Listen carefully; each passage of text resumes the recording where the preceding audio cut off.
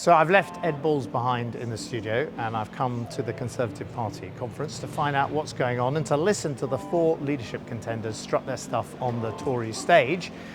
It was great to watch, and it just proves that politics is full of surprises, because the people who came into the hall as the front runners have not necessarily left as the front runners. We're going to see more of that because I ended up talking to Michael Gove, who's the new editor of The Spectator. He's also got a new job, and Daniel Finkelstein of The Times, and they're two of the smartest people I know on British politics. We had a talk about who was the winner after the four contenders set out their stall. An argument from Kemi that the left never left in 2010. I mean, we were there in Canada. Did it feel like that? I think you've got a point. Yes, I think she does have a point. And the key thing is, as we both know, that you've got to win the audience in the hall.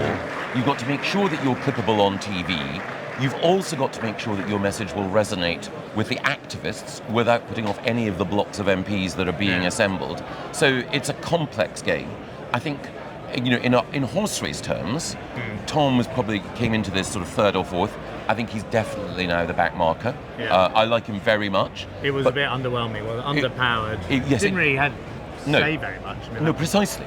There was an element of him almost taking for granted that the audience knew about his character and his achievements. And he certainly didn't spell out in detail, any sort of detail, what he might do in the future. And he didn't really have an argument. So James had an argument, and it was an argument born from autobiography.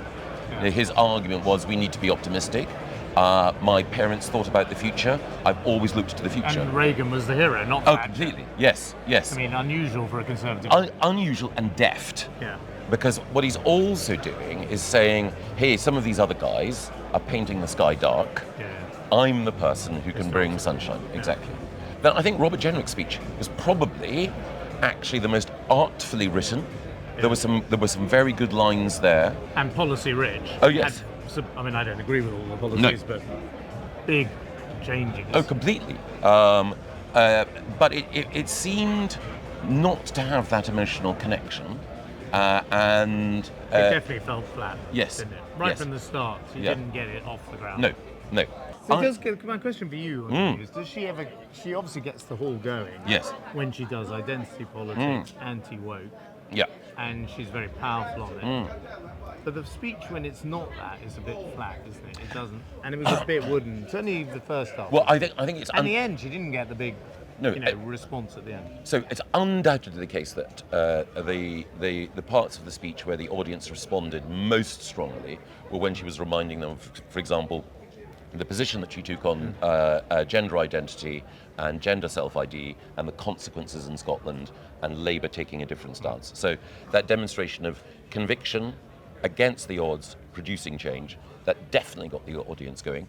But I also felt that some of the things that she said on the economy, while they were quite high level, she didn't get into detail on that, nevertheless got a warm response from the audience. I know Kemi supporters will definitely feel better after that. So, yes, she was under siege at the beginning of the week in the media, but that was a very confident performance that will have reassured her supporters, and certainly that's the message I'm getting now. Any bit of us that would like to have been on that stage?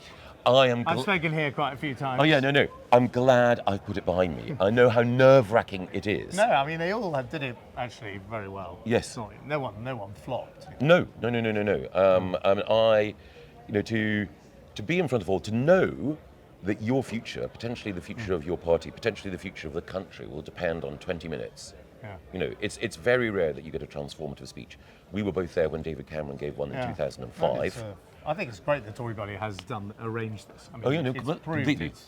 It's proved its worth, but apparently we've got Lord Finkelstein here as well. Yeah. I was impressed the way that James Cleverly delivered the jokes. And they got a proper laugh, whereas some of them weren't. So I was interested in Michael saying he thought that, or the two of you thought none of them completely flopped. I thought Robert Jenrick did come as close to flopping as you can come, whilst still having a base of support. And for an interesting reason, which, you know what my rule is about these speeches, which is you often want to tell the audience you think they're great and they clap themselves. So if you say, I think local councillors are brilliant, all the local councillors in the audience applause. But he told the audience a lot of things they wanted to believe, and he didn't get huge applause for it. Why was that then? I don't know. So a bit It was like a well-written so the experience with David Cameron when he did his speech, which was quite daring in 2005. He told the audience things they didn't want to believe, but sort of knew were true. Yeah. And I think Jenrick achieved the opposite. He was telling them things they want to believe, but I think instinctively probably won't lead the party back to power.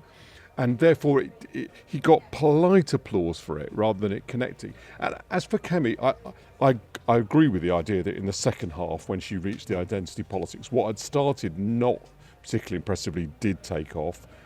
Did she, however, make people think, because her big advantage in this is the fact that she's very good on the identity politics issue and that she has the star quality. I think her problem was James Cleverly had that.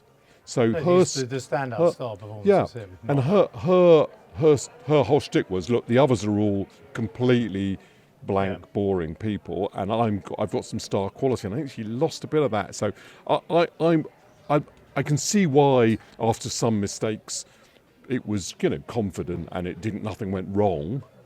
She didn't put herself in the wrong position. She didn't have to reverse any of those things that she'd made mistakes on during the week. But I think she'd have been a bit disturbed that she lost that a bit. I mean, that whole line about it's the fault of the Treasury, the Bank of England, the civil service. That is Truss Mark II, isn't it? And the country's kind of been there. Well, that is a big risk. And like this thing with the civil service yesterday when she was at the Spectator, I think it was the Spectator event, wasn't it? That she said that sort of 5 to 10% of civil servants, which is tens of thousands of people, should go to jail. Possibly should go to jail. Right. Now that isn't quite a gaffe, actually. Kemi thinks that her whole thing is politicians spin too much. We should say what we think, and so that is what she thinks. It's on brand. It's on brand, and it's bracing. So in that way, and that's why she gets her star quality from it. But it will also lead her into lots of trouble. So that thing was quite smart at the end, and I thought that was the most effective thing in her speech, where she said, "We'll have fun." With it, because she does certainly promise that, but it might be a bit hair raising. The best bit was when she chuckled at the warmest bit. Yeah.